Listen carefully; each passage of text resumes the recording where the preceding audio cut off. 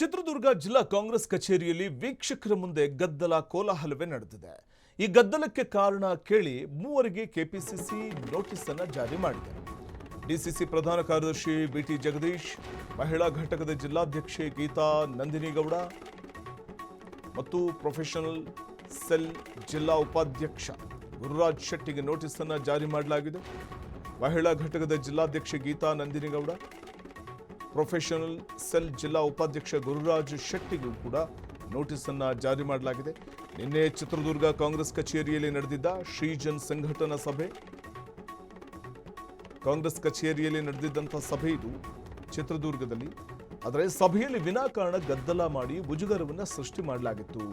ಉಸ್ತುವಾರಿ ರಿಪುನ್ ಬೋರಾ ಉಗ್ರಪ್ಪಗೆ ಮುಜುಗರವನ್ನು ತಂದ ಹಿನ್ನೆಲೆಯಲ್ಲಿ ಮೂವರಿಗೆ ಕಾರಣ ಕೇಳಿ ನೋಟಿಸ್ ಅನ್ನು ಜಾರಿ ಮಾಡಲಾಗಿದೆ.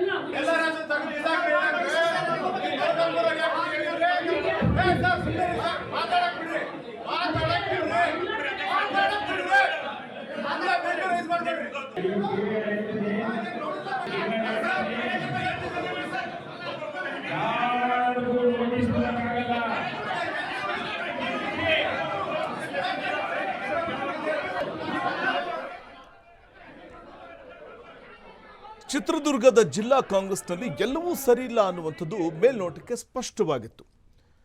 ಕಾಂಗ್ರೆಸ್ ಕಚೇರಿಯಲ್ಲಿ ಗದ್ದಲ ಕೋಲಾಹಲಕ್ಕೆ ಕಾರಣವಾಗಿತ್ತು. ಇದೇ ಕಾರಣಕ್ಕೆ ಕೆಪಿಸಿಸಿ ಕಾರಣ ಕೇಳಿ ನೋಟಿಸ್ ಅನ್ನು ಜಾರಿ ಮಾಡಿದೆ.